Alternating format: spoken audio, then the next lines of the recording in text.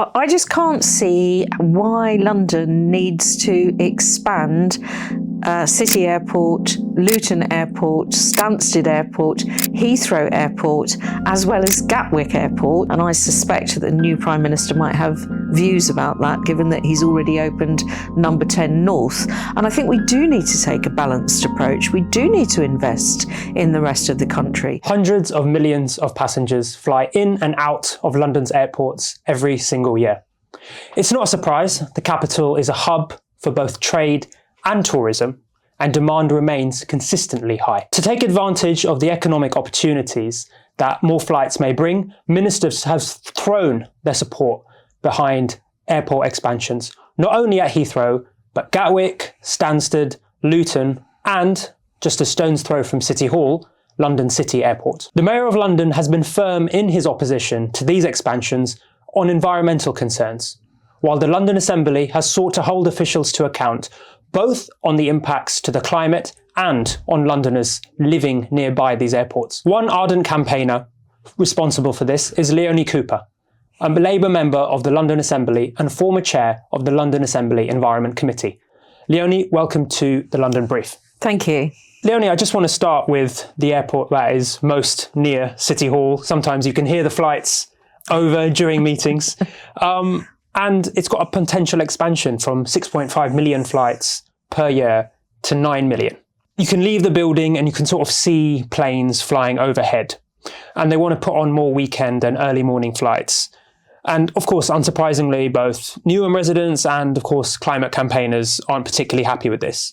So I just want to talk about, firstly, in June, you wrote a letter to the airport CEO calling for more independent analysis around the sort of impacts this will have on local residents. Can you tell me a little bit more about why you wrote that letter and what sparked that concern? Sure.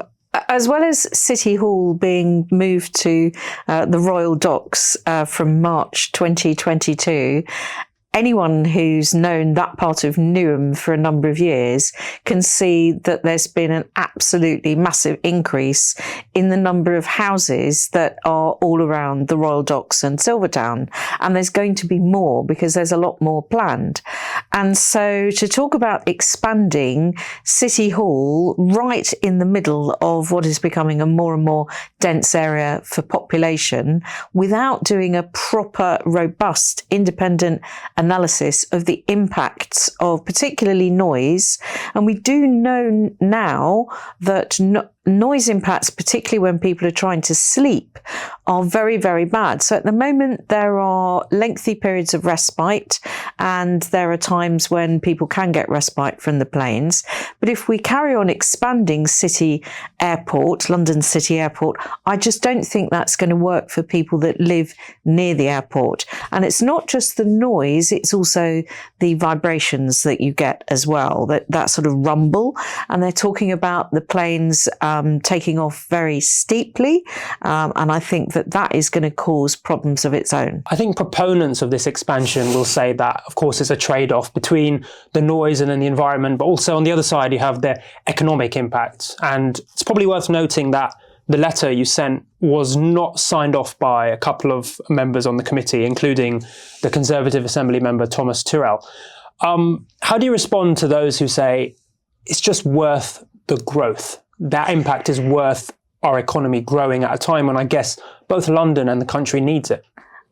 I just can't see why London needs to expand City Airport, Luton Airport, Stansted Airport, Heathrow Airport, as well as Gatwick Airport. Gatwick has just been announced. I know that Tom Tyrrell, because he represents the South East, Bexley and Bromley, is talking about how much more accessible City Airport is for his constituents. But to be honest, it's pretty accessible from his neck of the woods in South East London to get down to Gatwick. And that expansion has just been announced just this week. So I can't really see any justification for expanding both Gatwick and City Airport and saying that there's going to be an economic problem, because I can't see that there could be. And we'll move on to Gatwick in a bit. But I just wanted to put the airport's assertion in response to your letter. They said that actually the expansion would mean that they can the larger capacity will essentially mean larger aircraft with fewer flights and less noise disturbance to residents. Do you accept this, or are you slightly sceptical, perhaps? Well, I'm pretty sceptical. As I said, you get the vibrations from the aircraft as well as the noise. So with bigger aircraft and these steeper flight paths, I think there will be more vibration as well as noise going on. So, if they can prove it, why don't they just have the independent analysis done? Why do you think ministers and sort of are pushing forward with this backing, not only for City Airport, but for, like you say, Gatwick and Heathrow and all of it? Do you think a government, and, it's interesting, a Labour government that obviously are trying to balance out growth with environmental concerns, do you think they've sacrificed sort of one for the other? Well, I think we might have to wait and see what the new Prime Minister and the new Chancellor now say about expanding 5 airports in and around London. There might be a different viewpoint taken. I actually also think, although, I'm not against economic growth, that is also tending to concentrate all the growth in the southeast of the country. And I suspect that the new Prime Minister might have views about that, given that he's already opened number 10 North. And I think we do need to take a balanced approach. We do need to invest in the rest of the country. I don't think we should just be looking to invest in London's airports. I think that actually is wrong. And I am speaking as a representative of Londoners and as a London Assembly member. And I know a lot of Londoners who feel like that as well. So you can expand on that. Could you sort of expanding the likes of Birmingham, Manchester, Leeds, Bradford, that I guess would have maybe the balancing impact that someone like Andy Burnham wants? Yeah, I think that's crucial. I mean, most people in London have got friends and in many cases family. Lots of people move to London, so they know the difficulties in terms of the lack of investment in some other parts of the country. So Londoners are always happy to see investment elsewhere. It's like investing in the railways so that, people can visit their friends and family elsewhere. Also crucial as well. Well, moving on from what the government could do to what they have done, of course, we mentioned Gatwick, and just this week we saw the government win a massive victory in their quest to bring Gatwick's second runway into operation after the Court of Appeal dismissed a legal challenge against it. The Mayor was asked about this last year. He said it wouldn't directly impact the climate in London because obviously it falls outside of sort of the GLA authority, but there is concerns around getting into London. You'll see a lot of taxi rides, maybe people driving from London to the airport and back. Is there also a tenet of this which sort of suggests that if airports are going to expand, we do need to expand the public transport to go with it? Otherwise, we will just see more journeys on the road, and perhaps, as one expert warned your committee, almost a reversal of all the good work, of all the beneficial work that the Mayor has done to clean up London's air. Yeah, that's absolutely critical, which is why it's been really good to see that we've now got this Stansted Express that goes to Stansted, the Thames Link, which turns up practically in the centre of Luton Airport, and that's much improved. The Heathrow Express, and of course the Elizabeth line now goes to Heathrow, as well as the Tube, so you've got many options for getting to and from Heathrow. And of course, the Gatwick Express. Now, I'm not suggesting that they couldn't all do with further investment and improvement, but I think if you are talking about expanding any airport at all, then you do need to make sure you've got that access arrangement, preferably electrified, rather than looking at lots of people turning up in individual vehicles all the time. I think that's really, really important. And capacity is one thing and price is another, of course. I mean, getting to those airports, whether it's Stansted Express or Gatwick, it's quite expensive. Well, it can be, but for a lot of Londoners, they can actually use their Oyster card for much of the journey. And then, and also a lot of Londoners, of course, have over 60 travel passes. And, so so freedom passes. So I'm not sure it's that expensive. I mean, obviously the Heathrow Express is more expensive, but you can use the Lizzie line and you can use the tube to get to Heathrow. Your Oyster card will cover you. So, I think those options are pretty strong for Londoners. Yeah, of course, the Piccadilly line is a cheaper, slightly slower option for many to Heathrow. And just coming on to Heathrow, obviously the discussions and I would say a row around the third runway is still raging. The government really wants to push forward with it. Obviously, you've got the usual environmental and local campaigners against it. You've personally said when you were chair of the Environment Committee that it would undermine the progress that the Mayor has made on air quality in London. And again, I just want to come back to that with Heathrow in particular, which is London's busy airport. How do you balance that with then the economic boost that a third runway could bring? Well, would it? Because I think if you look at the figures, I don't think it's really showing that they would. First of all, it would take a really long time to build. As far as I understand it, you've either got to close or reroute the M25, or possibly both. You've got to shut it and then reroute it. Next to Heathrow Airport at the moment is the Lakeside Energy from Waste plant, which costs £500 million to build and takes in rubbish from a number of surrounding boroughs outside of London, but also a number of London boroughs as well. That would have to be removed and replaced somewhere else. So by the time you've done all of this, it's absolutely billions and billions and billions has gone into just preparing to put in the new runway.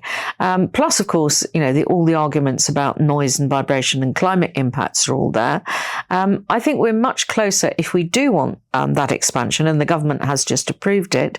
It is a much cheaper option, and it can be done much more quickly to put in the second runway in Gatwick. And although the jobs then will be just outside of London and are more likely to go to people in Crawley, I mean, that's still economic expansion, and providing additional jobs for people who live in London and its surrounding areas. So I can't see the need to spend so much money on the expansion of Heathrow for what I think in the end it will take years and years and years to pay for itself. The billions that will have to be spent on adjusting it to put in the additional runway.